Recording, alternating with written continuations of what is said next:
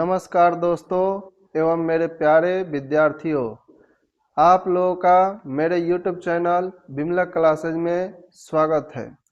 आज हम लोग पार्ट 3 शुरू करने वाले हैं, जिसमें हम लोग परिमेय संख्या के बारे में जानेंगे। तो आइए देखते हैं परिमेय संख्या। परिमेय संख्या परिमेय संख्या यानी रेशनल नंबर। तो परिमेय संख्या रेशनल नंबर क्या होते हैं, तो हम लोग देखेंगे कि रेशनल नंबर किसको बोलते हैं, यानी परिमेय संख्या किसे कहते हैं। तो इसका परिभाषा होता है कि वैसी संख्या जिसे p बटा q के रूप में लिखी जा सके, जहां p और q क्या हो, पूर्णांक संख्याएं हो और q जो हो 0 के बराबर न हो। तो आइए इसको देखते हैं। वैसी संख्या जिसे p बटा q के रूप में लिखी जा सके,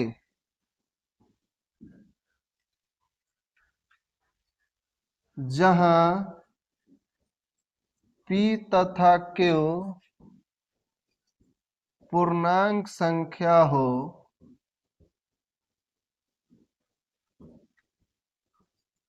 और q जो हो 0 के बराबर नहीं हो, यानी q does not equal to 0 हो, तो उसे परिमेय संख्या कहते हैं।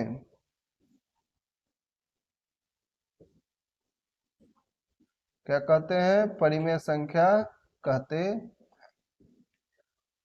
तो इसमें दो तीन बातें ध्यान रखना है। जैसे इसमें कह रहा है कि वैसी संख्या जिसे p बटा q के रूप में लिखी जा सके, जहां p तथा q पूर्णांक हो। तो ये बात हमको ध्यान में रखना है कि p और q क्या होना चाहिए, ये पूर्णांक संख्या होना चाहिए। पहला चीज कि ये p बटा q के रूप में होना चाहिए, और दूसरी बात p और q पूर्णांक होना चाहिए, और तीसरा सबसे इम्पोर्टेंट बात कि q 0 के बराबर नहीं होना चाहिए। तो इस तरह की संख्या को हम क्या कहेंगे? परिमेय संख्या। क्या बोलेंगे? परिमेय संख्या। तो जैसे में देखते हैं, जैसे में क्या हो जाएगा, जैसे 1 हो जाएगा। क्यों?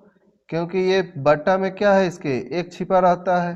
तो ये हो गया p और ये हो गया q।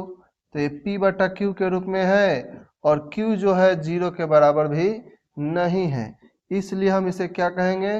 परिमेय संख्या। कोई कोई कहेगा कि 0 परिमेय संख्या है कि नहीं, तो ये 0 भी परिमेय संख्या है। क्यों? क्योंकि इसके नीचे 1 छिपा हुआ है। तो ये p हो गया और ये q हो गया और ये p बटा q के रूप में हो गया, इसलिए शून्य भी क्या है? एक परिमेय संख्या होता है। अगर कोई दे दे माइनस में, तो माइनस में मान लीजिए 5/2 ऐसे है, तो देखिए कि ये -5/2 p बटा q के रूप में है। p और q का मतलब है कि p क्या है? -5 और q क्या है? 2। तो -5 और 2 पूर्णांक संख्या भी होता है, और ये p बटा q के रूप में भी है, और q यानी नीचे वाला 0 भी नहीं है, इसलिए -5/2 क्या है? एक परिमेय संख्या है। तो इस प्रकार से जितनी भी संख्याएं आती हैं, जो तीन ये मुख्य बातें हैं, इसको यदि पालन कोई करता है, संख्या कोई पालन करती है, तो वो सभी के सभी संख्याएं क्या होती है? परिमेय संख्या होती है। तो मुख्य रूप से हमको यही देखना है कि यदि कोई परिमेय संख्या तभी होती है, पहला कंडीशन है कि जब वो p बटा q के रूप में हो, और दूसरा चीज कि इसमें जो p और q जो है वो पूर्णांक संख्या हो, और तीसरा जो कंडीशन है q 0 के बराबर नहीं हो। तो वैसी सभी संख्याएं क्या कहलाती हैं? परिमेय संख्याएं, अर्थात रेशनल नंबर कहलाती हैं। तो आइए अब अगला हम देखते हैं अपरिमेय संख्या। तो अपरिमेय संख्या किसे कहेंगे? तो वैसी संख्या जिसे p बटा q के रूप में नहीं लिखी जा सके, तो उसे अपरिमेय संख्या कहते हैं। जैसे देखते हैं, जैसे क्या होगा, जैसे √2 हो गया। अब कोई बोलेगा कि इसके बटा में तो 1 है, ठीक है, ये p के रूप में है, ये q के रूप में है, ये भी सही है, लेकिन यहाँ पर q 0 भी नहीं है, तो क्या ये परिमेय संख्या होना चाहिए? तो नहीं, ये परिमेय संख्या नहीं होगा। क्यों? क्योंकि पहला कंडीशन ये है कि p बटा q के रूप में होता है, ये तो हो गया। q 0 के बराबर नहीं होना चाहिए, ये भी ठीक है, लेकिन एक कंडीशन क्या है कि p और q कैसी संख्या होना चाहिए? पूर्णांक संख्या। तो यहाँ पर ये पूर्णांक संख्या नहीं है, ये पूर्णांक संख्या नहीं है, पूर्णांक संख्या नहीं है, इसलिए ये √2 जो है एक परिमेय संख्या न होकर के अपरिमेय संख्या हो जाती है। तो √3 भी एक अपरिमेय संख्या, √5 भी एक अपरिमेय संख्या, और √6 भी एक अपरिमेय संख्या, और √7 भी अपरिमेय संख्या। ये सभी संख्याएं जो है ये पूर्णांक संख्याओं में नहीं आती हैं। या डायरेक्ट हम ऐसे भी बोल सकते हैं अपरिमेय संख्या की परिभाषा कि वैसी संख्या जिसका पूर्ण संख्या के रूप में वर्गमूल ज्ञात नहीं किया जा सकता है, तो उसे हम अपरिमेय संख्या कहते हैं। पूर्ण वर्गमूल के रूप में इसलिए बोले क्योंकि जैसे ये 4 है, तो 4 का वर्गमूल निकल जाएगा तो ये हो जाएगा परिमेय संख्या, जो गड़बड़ हो जाएगा। इसलिए हम क्या बोले, वैसी संख्या जिसका वर्गमूल ज्ञात करना, पूर्ण संख्या के रूप में वर्गमूल ज्ञात करना संभव नहीं है, तो वैसी संख्या को हम क्या कहते हैं? अपरिमेय। और जिसका पूर्ण संख्या के रूप में वर्गमूल निकल जाएगा वो हमारा क्या हो जाएगा? परिमेय संख्या हो जाएगा। तो वो परिमेय संख्या हो गया। इसलिए हम क्या बोले कि वैसी संख्या जिसका वर्गमूल पूर्ण संख्या के रूप में नहीं निकाली जा सके, तो उसे हम अपरिमेय संख्या कहेंगे। अगला है आपका वास्तविक संख्या, रियल नंबर। तो रियल नंबर क्या होता है जी? तो ये परिमेय संख्या और अपरिमेय संख्या,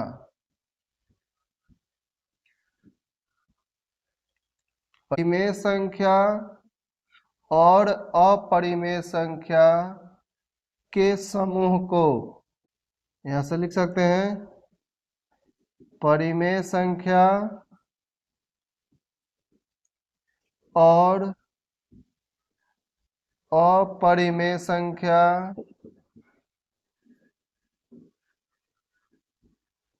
परिमेय संख्या और अपरिमेय संख्या के समूह को वास्तविक संख्या कहते हैं, वास्तविक संख्या कहते हैं। जैसे में क्या हो जाएगा, जैसे में 1 हो जाएगा, 5 हो जाएगा, -2/5 हो जाएगा, 3 हो जाएगा, √5 हो जाएगा, √2 हो जाएगा, √5/3 हो जाएगा, ये इत्यादि बहुत सारे माइनस में प्लस में सब हो जाएंगे। क्यों? क्योंकि इसमें परिमेय और अपरिमेय सब आते हैं। ठीक है, तो यहाँ तक आपको समझ में आया होगा। अपरिमेय में देखें तो एक संख्या आती है पाई। पाई क्या है? तो इसको बोलते हैं अपरिमेय संख्या।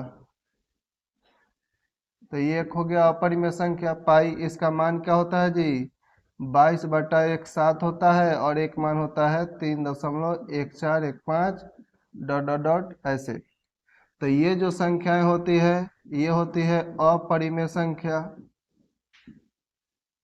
क्योंकि इसे p बटा q के रूप में नहीं लिख सकते। और ये हमारा है परिमेय संख्या, क्यों? क्योंकि इसे हम p बटा q के रूप में लिख सकते हैं। तो हम यहाँ पर देख रहे हैं क्या चीज कि पाई के कितने मान हो गए, पाई के दो मान हो गए, एक 22/7 जो क्या है परिमेय संख्या, एक 3.1415 जो क्या है अपरिमेय संख्या। तो अभी हम लोग पढ़े भी थे कि वैसी संख्या जिसे p बटा q के रूप में नहीं लिखी जा सके उसे हम क्या बोलेंगे, अपरिमेय संख्या। तो देखिए यहाँ पे इसे p बटा q के रूप में नहीं लिख सकते, इसलिए क्या है अपरिमेय, और यहाँ पर इसे p बटा q में लिखा गया इसलिए ये क्या है परिमेय संख्या। और परिमेय संख्या और अपरिमेय संख्या के समूह को क्या कहते हैं, वास्तविक संख्या, रियल नंबर। तो यहाँ तक आपका ये खत्म हो गया। अब आगे हम लोग इसके बाद देखेंगे कि शांत क्या होते हैं, अशांत क्या होते हैं, अनवसानी अनावर्ती क्या है, अनवसानी आवर्ती क्या है, अवसानी दशमलव प्रसार क्या है। तो आज का वीडियो आप लोग को पसंद आया होगा तो लाइक करें, सब्सक्राइब करें और ज़्यादा से ज़्यादा शेयर करें। आज इतना ही, कल फिर मिलते हैं। धन्यवाद।